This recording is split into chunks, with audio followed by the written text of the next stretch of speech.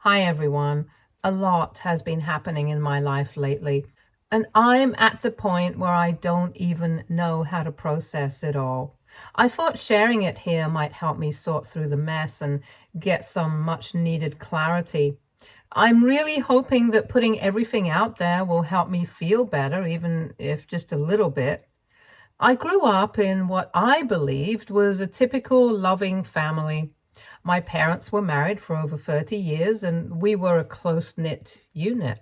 My mom was the glue that held everything together, and my dad was the strong, silent type who worked hard to provide for us. My mom's passing was unexpected and hit us all hard, but it devastated my dad the most. He was utterly lost without her, and I could see the loneliness eating away at him. About a year after Mom passed, Dad met someone new. I was happy for him at first. I wanted him to find love again, and I thought this new lady, Jenny, might be what he needed to start healing. Jenny was around Dad's age, divorced, and had two kids from her previous marriage. Her kids were in their late teens and seemed like decent enough people. When Dad announced that he was going to marry Jenny, I wasn't entirely surprised. They had been dating for a few months, and I figured it was only a matter of time before they made things official. It definitely felt very hurried at that time, but I wasn't going to trouble Dad with my ifs and buts. All that mattered was that he was happy. After the wedding, Dad and Jenny moved into her small apartment with her kids. It wasn't ideal, but it was what they could afford at the time. I continued living in the house that had belonged to my mother, the home I had grown up in. It was a place filled with memories, both good and bad, and I found comfort in the familiar surroundings. I thought I would have time to adjust to the new dynamics in our family, but things changed quickly. Jenny's apartment became too cramped for all of them, and Dad started hinting that they needed a bigger place. He casually mentioned that my house had plenty of space and that it would make sense for them to move in with me. To be honest, at first, I was hesitant. This was my home, my sanctuary, the one place where I still felt connected to Mom, and the idea of sharing it with Dad, Jenny, and her kids felt overwhelming. Reluctantly, I agreed. I loved my dad and I wanted to support him, especially after everything he had been through. I thought that maybe with time we could all make it work, that we could find a way to live together peacefully. Moreover, Dad assured me that it would be temporary, just until they could find a place of their own. At first, everything seemed to be going fine. Jenny was polite, her kids were respectful, and Dad seemed genuinely happy. I even developed a good bond with her kids, Emma and Andy. But gradually, things started to change. Jenny began making little comments here and there about how she thought the house could be better organized or how certain things should be arranged. I shrugged it off at first, thinking she just wanted to make the place feel more like her home. But the suggestions became more frequent, and soon it wasn't just suggestions. Jenny started changing the furniture, redecorating rooms, and even throwing out things she deemed unnecessary. What really irked me was how she started talking to me about the house as if it were hers. She would say things like, "In my house, I prefer things to be this way," or "I think our home could use a new coat of paint." It was subtle at first, but it became more blatant over time. I found myself constantly on edge, feeling like I was losing control of the one thing I had left from my mother. The house was supposed to be my safe haven, the place where I could hold on to the memories of her. But it was slowly becoming something unrecognizable. Every time Jenny made a suggestion, it felt like another piece of my mother was being erased. I tried to push back to assert my ownership of the house, but Dad always stepped in, trying to play peacemaker, urging me to be more understanding.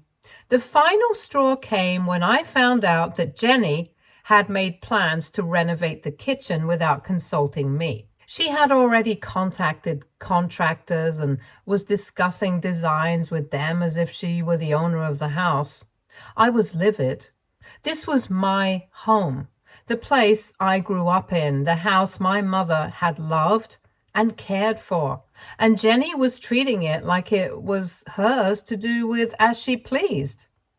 It turns out that Dad had been telling Jenny a completely different story all along.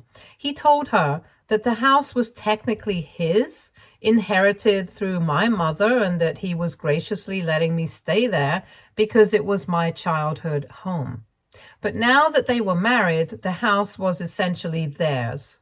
He had led her to believe that once they moved in, she could take charge and make the house her own, as a way of starting fresh and moving on from the past. When I finally sat down to discuss my concerns with Jenny, I was shocked to hear her perspective. She explained that Dad had assured her the house was now hers to manage and redecorate as she saw fit, and that my presence there was merely temporary. She said that since she was now the lady of the house, she felt it was her responsibility to make it feel like a home for everyone. I was floored, but I knew Jenny wasn't at fault here. It was my dad. He was the one who lied to her. So I calmly told Jenny that this was my mother's generational home, a place that had been in our family for decades, and that my mom had passed it down to me specifically. I told her I didn't care what Dad had told her or what kind of arrangement they had, but the house was mine and I didn't plan on changing its layout or appearance anytime soon. My mom had worked tirelessly on this house, pouring her love and creativity into every corner, and I wasn't about to erase her memory by letting someone else take over so quickly. The conversation started off calm, but as soon as I made it clear that I wasn't budging on the matter, Jenny's demeanor shifted. She went from being understanding to outright hostile in a matter of seconds. She accused me of being stuck up, saying I was clinging to the past and refusing to accept that things had changed. She said I was living in a fantasy world where my mother's memory was more important than the happiness of the living people around me. I was taken aback by her sudden outburst, but I tried to stay composed. I calmly reminded her again that while I respected her role as my father's wife, this was still my house, and the decisions about it were ultimately mine to make. That's when Jenny lost it completely. She stood up, glaring at me with a mix of anger and frustration, and her exact words were, "I am nothing more than a spoiled little girl who considered herself special because my mom left me a house." It didn't end there. She went ahead and said that I was so obsessed with my mother's memory that I was ruining my father's chance at happiness. She went on to accuse me of trying to sabotage her relationship with Dad, saying that I was jealous of her and couldn't stand the thought of someone else taking my mother's place. She even implied that I was trying to manipulate Dad into kicking them out so I could have the house all to myself. At that point, I couldn't keep my composure any longer. All the pent-up frustration and anger that had been building up inside me finally erupted. I made it clear that I wasn't trying to sabotage anything. I simply wanted Jenny to respect the boundaries that I had set. This house wasn't just a building to me. It was the embodiment of my mother's life and love, a place filled with memories that I wasn't ready to let go of. I reminded Jenny that I liked her kids and had allowed her and her children to move in out of respect for my dad, hoping that we could all coexist peacefully. But my goodwill didn't mean she could come in and take over the place as if it were hers to do with as she pleased. If she couldn't respect my wishes, then maybe they needed to find somewhere else to live. That's when Dad walked in, having overheard the tail end of our argument. Without missing a beat, he immediately took Jenny's side, berating me for being selfish and ungrateful. He accused me of acting like a spoiled child, clinging to the past and refusing to move on, of creating unnecessary drama where there should have been harmony. It was as if he had completely disregarded everything I had done to support him after Mom's death. All the sacrifices, all the compromises I had put my own life on hold to help him cope, and now he was accusing me of standing in the way of his happiness. Dad's words cut deep. It felt like a betrayal, as though the person I had always looked up to and relied on had suddenly turned against me. I couldn't believe he was defending Jenny after everything she had said and done. It was as if he had completely forgotten that this was my house, the place where I had grown up and where my mother had invested so much of herself. But what came next shocked me even more. Dad dropped a bombshell that shook me to my core. He revealed that he had already started the process of legally transferring the house into both his and Jenny's names, effectively making them co-owners. He claimed it was only fair since they were now married and needed to have equal control over the property. The rug was pulled out from under me. Everything I thought was secure suddenly felt uncertain and threatened. This was the house that my mother had left to me, a generational home that had been in our family for years, and now it was being taken away from me without my consent. The betrayal wasn't just emotional, it was legal and tangible, an attempt to strip me of something that was rightfully mine. In that moment of desperation, I made it clear to Dad that if he went through with his plan, I wasn't going down without a fight. I told him that I would take the matter to court if necessary. I didn't want things to escalate to that point, but I was ready to do whatever it took to protect my mother's legacy and the home that held so much meaning for me. The thought of losing the house, not just to Jenny, but to anyone, was unbearable.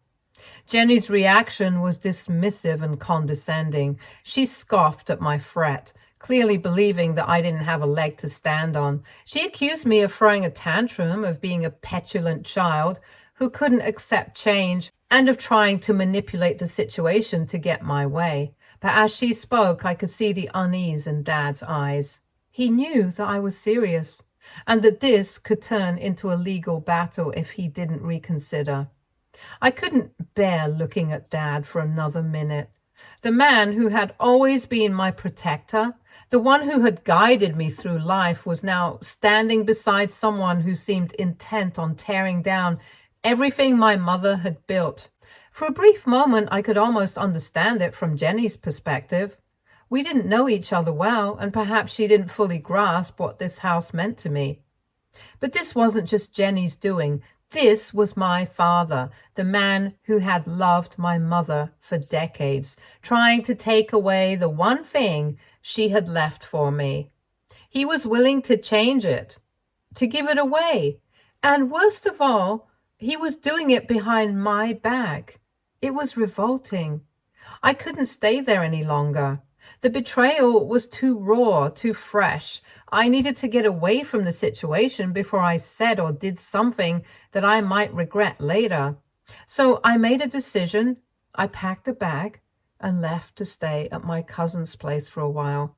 But before I walked out the door, I turned to Dad and Jenny, the two people who had turned my world upside down, and told them that if they didn't leave my house within a few days, I would take that as my cue to go against them in court. It's been a while now since I left, and as far as I know, Dad and his wife are still staying at my house. Every day I'm bombarded with texts and voicemails, a relentless stream of messages that only add to the turmoil I'm already feeling. Dad's messages are filled with pleas to come back and discuss everything, once again, as if we could just sit down and talk our way out of this mess. He's trying to guilt trip me, saying things like, "Your mother wouldn't want this," and asking if this is really how I want to honor her memory. His words sting because a part of me knows that he's right. Mom wouldn't want our family to be torn apart like this, but she also wouldn't want me to be walked over, to lose the home she had left for me. Jenny's messages are a different story. They're full of anger, frustration, and outright hostility. She's calling me names, accusing me of being selfish and petty, and threatening to take action against me if I don't stop this silly fight.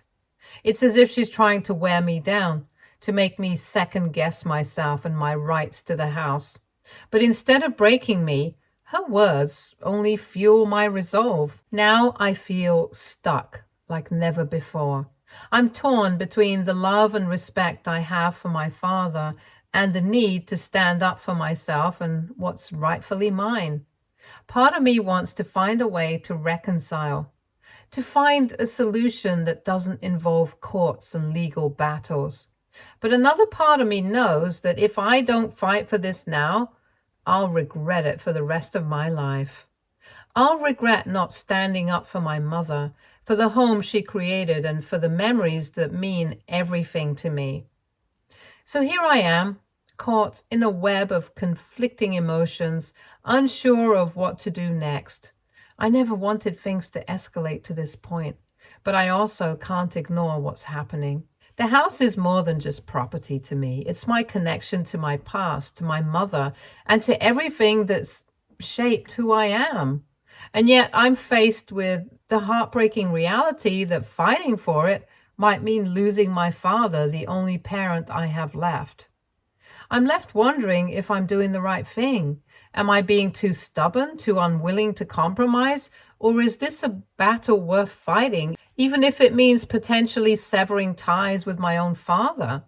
I don't know where to go from here, but I know that I can't let this go without a fight. So I have to ask, AITA for standing my ground and threatening to take my own father to court to protect the house my mother left me? Update 1. Hi everyone. I wanted to give you all an update on what's been happening since my last post. As I mentioned before, I've been staying at my cousin Tina's place for a while now. Tina and I have always been close, more like sisters and cousins. And she's been a rock for me during this whole mess. We've been best friends since the day we were born, practically inseparable. So when I showed up on her doorstep after everything went down, she welcomed me with open arms. After I told her the whole story, Tina was furious on my behalf. She couldn't believe what Dad and Jenny were trying to do. And she didn't mince words when she said I needed to fight back. She pointed out, just like many of you did, that walking away from my house after their tantrum could easily be seen as a sign of weakness, a signal that I was too scared to stand up for myself. Tina's not one to back down from a fight, and she made it clear that I shouldn't either. She also reminded me that if I let this slide, I'd be giving them the power to walk all over me, and that's something neither of us could stomach. Tina connected me with a lawyer she knows, someone she trusts and who's helped her with legal matters in the past. We've started discussing the case in detail, and I have to say, I'm feeling more confident now than I did before. The lawyer thinks we have a strong claim, especially since we have Mom's will, which explicitly states that the house is mine. Not only that, but there's also a letter Mom wrote to me in her last days. It's a deeply personal letter, one that I've cherished since she passed, and in it, she mentions that she wants me to have the house because it's been passed down from one woman to another in our family for the last 3 generations. That letter is more than just a piece of paper. It's a testament to my mother's wishes, and it holds significant emotional and legal weight. Of course, I don't want things to get ugly if they don't have to. I'm not looking forward to the prospect of a long, drawn-out legal battle with my own father. It's not just about the financial cost, though that's certainly a concern. It's also about the emotional toll it could take on both of us. I've been thinking a lot about what my next move should be, and I've decided that before I file anything in court, I'm going to give Dad one last chance to do the right thing. My plan is to go back to the house and lay it all out for him. I'm going to tell him that he has two options. Either he and Jenny pack up and leave, or I'll have no choice but to move forward with the lawsuit. I'm not making this decision lightly, and I'm certainly not doing it out of spite, but I can't let them take away what's rightfully mine, especially not something as important as the home my mother left me. I know this might be my last chance to resolve things peacefully, and I'm holding on to a small hope that Dad will see reason and agree to leave, but if he doesn't, I'm ready to fight for what's mine. Jenny, of course, is another story. She's been blowing up my phone with messages, most of them nasty and full of insults. She's calling me all sorts of names, accusing me of being a spoiled brat, and saying that I'm trying to ruin their lives. But honestly, I've reached the point where I don't care what she thinks of me. Her opinion means nothing to me. She's just my dad's new wife, and she doesn't get to rewrite the history of my family or take away my mother's legacy. I'm planning to visit the house very soon, and I have to admit, I'm nervous about what might happen. I'm walking into a situation that could go in any number of directions, and none of them are particularly appealing. But I'm determined to stand my ground no matter what. This isn't just about a house, it's about my family, my mother's memory, and my own sense of self-respect. Whatever happens, I promise to keep you all updated. Thank you so much for your support and advice. It's been a lifeline during this incredibly difficult time. I'll let you know how things go as soon as I have more to share. Update 2. Things have taken a turn for the worse, and I'm still reeling from what I discovered. I finally worked up the courage to visit my house, hoping maybe naively that Dad and I could have a rational discussion. I wanted to believe that there was still a chance to resolve everything without legal action, and that maybe, just maybe, he'd come to his senses. But any hope I had for making things easy was dashed the moment I arrived. When I pulled up to the house, I noticed something strange. There was a car in the driveway that I didn't recognize, and for a second, I thought maybe it belonged to one of Jenny's friends. But as I got closer, I saw Dad standing at the front door with another man, someone I didn't know. The look on Dad's face when he saw me was one I'll never forget.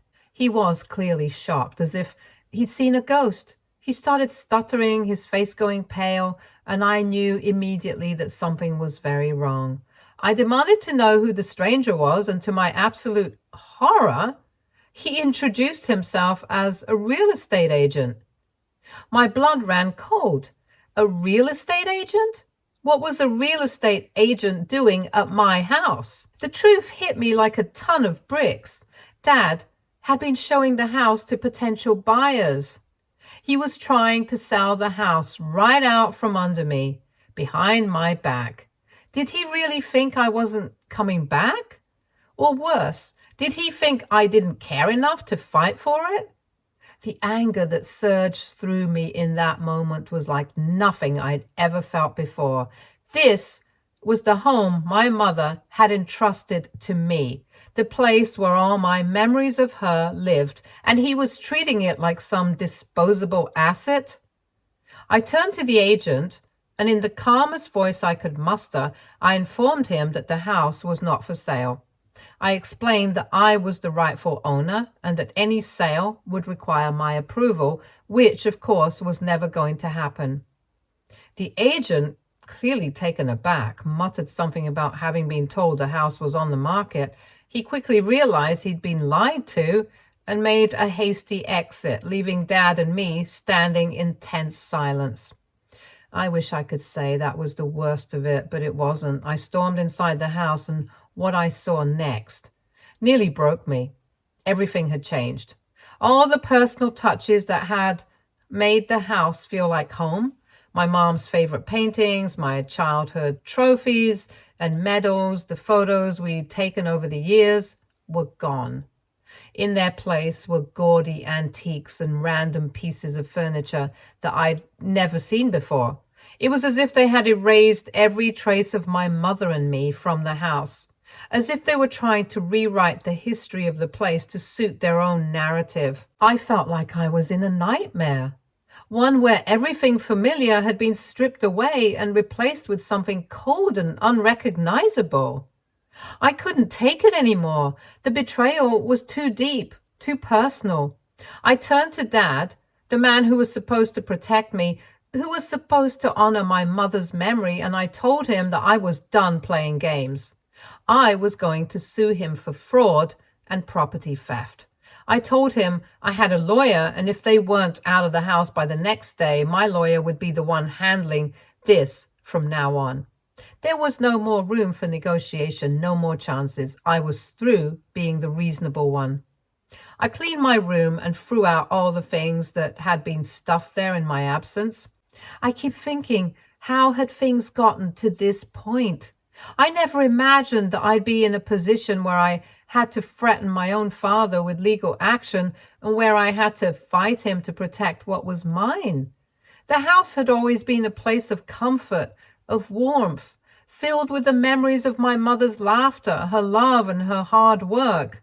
Now it felt like a battleground, a place of betrayal and loss. I couldn't help but think about how different things would be if Mom was still here. She would know what to do, how to navigate this mess with grace and wisdom. She would have been able to talk sense into Dad, to remind him of what truly mattered. But she's gone, and I'm left to fight this battle on my own. It's a lonely, heartbreaking realization, and its weight is almost too much to bear. What makes it even harder is thinking about Jenny's kids. They're innocent in all this, caught in the crossfire of their mothers and stepfathers scheming. I don't hate them. I hate what their mother and my dad are doing. But those kids don't deserve to be uprooted, to lose what they've started to think of as their home. The whole situation is a mess, and I hate that they have to suffer because of the choices the adults in their lives are making. As I write this, I'm filled with a deep sense of disappointment. Disappointment in my father, in the choices he's made, and in the fact that it's come to this. I never wanted to be in this position, to be pitted against him in such a painful way, but I have to stand up for myself, for my mother's legacy, and for the home that means so much to me. I just wish it didn't have to be this way. I'm preparing for what comes next, knowing it's going to be a long and difficult road. I can only hope that somehow, some way, we can find a way through this without completely destroying what's left of our family. But if it comes to it, I'm ready to do what I have to do. I'll keep you all updated as things progress. Thank you for your continued support. It means more to me than I can say. Update 3. Hi everyone. I wanted to let you all know that after everything, Dad and Jenny finally left the house. My warning must have hit home because they packed up and moved out the very next day after I arrived. It was a relief, but also a bittersweet moment, knowing that this whole situation had come to this. Before they left, I took a moment to talk to Emma and Andy, Jenny's kids, and I felt terrible that they had been dragged into this mess and wanted to make sure they knew it wasn't their fault. They're good kids, and they didn't deserve to be caught in the crossfire of their mother's and my dad's decisions. I apologized to them for everything, explaining that I didn't want them to suffer because of what was happening between the adults. To my surprise, Emma and Andy were incredibly understanding. They told me they didn't agree with what their mom had done either, and that they knew I wasn't trying to hurt them. Their maturity in the face of all this chaos really touched me. But what really got me was when they handed me a small box. Inside were the miniature paintings my mom had made, the ones that Jenny had removed from the living room when she redecorated. I hadn't seen them since everything started and had assumed they were gone for good. But those sweet kids had saved them, knowing how much they meant to me. I couldn't help but get emotional when they handed me the box. It was a reminder that even in the midst of all this ugliness, there were still moments of kindness and understanding. To show my appreciation, I gave Emma and Andy my phone number and told them they could reach out to me anytime. I also let them know they were welcome to visit the house whenever they wanted. After all, it wasn't their fault that things had turned out this way, and I wanted them to know they still had a place here, even if their mother didn't. As for Dad, he tried to talk to me multiple times about the whole ordeal. He seemed desperate to find a way to stay in the house, even going as far as offering to sign a rental agreement. But I couldn't take that risk anymore. The trust had been shattered, and I knew that allowing them to stay, even under a formal agreement, would only lead to more trouble down the road. I explained again that there were only two choices: either I'd take legal action or they had to leave. There was no middle ground anymore, and I wasn't going to budge. Jenny, on the other hand, made it painfully clear that she wasn't happy with the situation. She spent the last few hours in the house murmuring under her breath, slamming doors and throwing things around in an obvious attempt to provoke me. But by that point, I was beyond caring. Her tantrums couldn't touch me anymore. As long as they got out of the house, that was all that mattered. Once they were finally gone, I felt a mix of exhaustion and relief. The house was mine again, but it was in a sorry state. I've been slowly restoring it to its former glory, putting everything back where it belongs and undoing all the changes Jenny had made. It's been a lot of work, but it's also been cathartic in a way. Every time I hang one of my mom's paintings back on the wall or replace a piece of furniture that had been moved, I feel a little closer to her, like I'm bringing her memory back to life in the home she loved so much. I'm taking things one day at a time, trying to move forward while honoring the past. It's going to take a while to fully restore the house, but I'm committed to seeing it through. This house is more than just a building. It's a symbol of everything my mom worked for, everything she valued. And I'm going to make sure that her memory lives on here, just as she would have wanted. I want to thank all of you for your support throughout this entire ordeal. Your advice, encouragement, and kindness have meant more to me than I can express. Knowing that there were people out there who understood what I was going through and had my back gave me the strength to keep fighting when things got tough. I couldn't have done this without you, and for that, I'll be forever grateful. Thank you from the bottom of my heart. Stay tuned for more stories from our girl relationships.